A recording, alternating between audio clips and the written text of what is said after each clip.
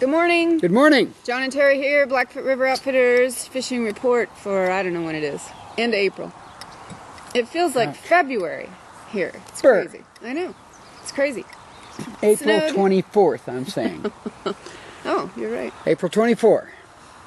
Who are you? I'm on top of this stuff, man, I tell you. You are. One for you, honey. So what's going on the rivers? It's a fishing report. The fishing report. So this could be a good fishing report. The fishing has been really, really good. It's been very cold. So the rivers went from 2 weeks ago, they jumped up to about double normal, and now they're half of normal. It's just a seesaw, crazy up and down deal this spring. Seesaw of weather, too. Seesaw of weather. It's really nice and get really cold. When I was on the river Sunday, the snowed as hard as any day as I've ever guided for the whole day. It probably had 8 inches of snow on my boat by the end of the day, and then it got cold. There was 4 inches of snow right here. Yeah, and now we have green grass. So it's been a crazy spring. In spite of that weather, we've had good fishing. The dry fly fishing has been exceptional on the Bitterroot and the Clark Fork. You're going to have blueing olives, March browns, gray drakes, big old nasty gray drake mayflies. Squallows are still out. Haven't seen any little Nemoras lately, but we haven't had these sunny days. Bummer. So my feeling is... I hate it when I don't see Nemoras. So hopefully, with the sun today, we'll probably see them.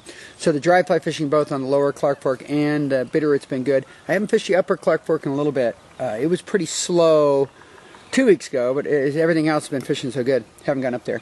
The Blackfoot has been exceptional nymph fishing, and I had an afternoon of dry fly fishing on the Blackfoot a few days ago that was just silly.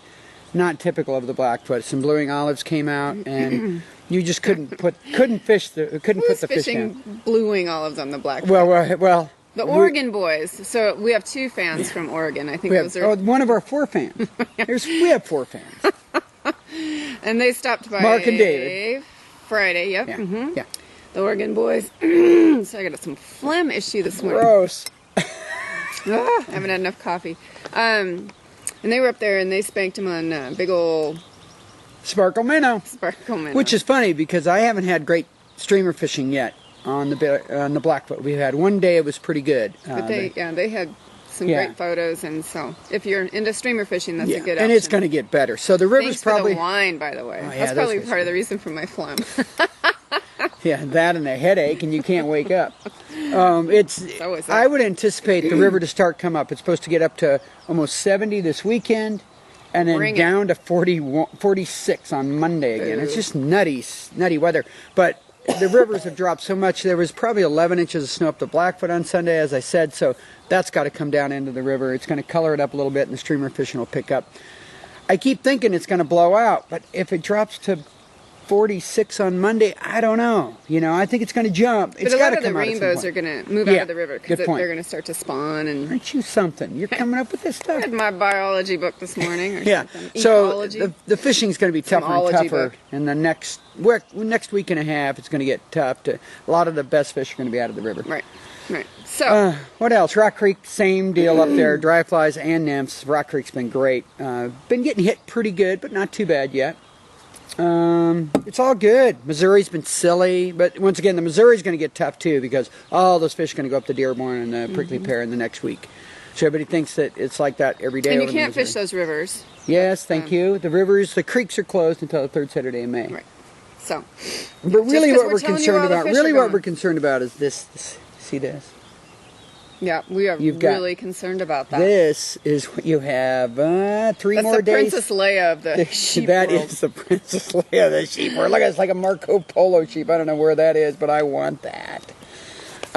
Anyway, these are due in just a couple days for you hunters out there. Be advised. For anybody who knows what he's talking about, this is for Montana people, right? I'm just throwing you a little bone. Don't forget to put your apps in there. They've got them all these weird dates now. Moose, sheep, goat. Moose, sheep, goat. Which is next Wednesday. So I'm going to be in Tennessee fishing for bass. God. Yeah. That's not very nice. Wow. Yeah, I'm going to go fishing with James and my buddy Dan Crockett's going to go. He's turning 50 on Monday, so we're going down to Tennessee to catch smallmouth bass on the fly and maybe even a striper. Going to go check some rivers out down there. I can't wait. It's going to be fun. Hopefully the sequester lets you get out of here. Oh, if they cut us out, I'm going to be so mad. We've only got 3.5 days to fish. Anyway, what do you got? So I just want to say we had the Orvis Rendezvous this past weekend, and it was awesome. Thanks to Orvis for it was really good. Letting everybody drink for free for, God, it seemed like a week. It was crazy. Yeah. Crazy. Great food, great fun, information great they dispelled, and it was awesome. Hopefully I'll be able to, I've got a cool video of them breaking some rods. First they gave them away to some of the guys, and then they snapped them on their little machine testing the breaking strength. It was really interesting stuff. Yeah, that's good. Their wader deal was great. They're really working on the waders now. They got the sonic seam wader. It's just awesome. Yeah, they did some great things. Because these people are like, okay, wrap it up. That is one thing we did learn at the Orvis. They had a little video seminar, how you can make successful videos. We're failing at all levels. Yeah, one supposed to be like a maximum of 2 minutes, right? One thing they did say. Don't go on and on and on. Paul Roos had a little deal that he was talking about what made a good guide. He's retired guide now, but he had been doing this for 35 Paul years Roos, or whatever. Pro Outfitters, great guy, great awesome. Conservationist. One of the things he ended with... Still kind of handsome, right? Yeah, he has that look. Yeah, the Montana gorgeous. look. Yeah, love it. And he said, one thing, the guides should understand is sometimes silence is good. And I looked around to see who was looking at me. They all were.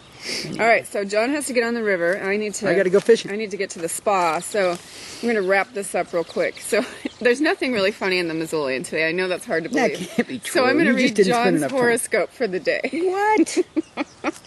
Because he doesn't believe in that. You can imagine.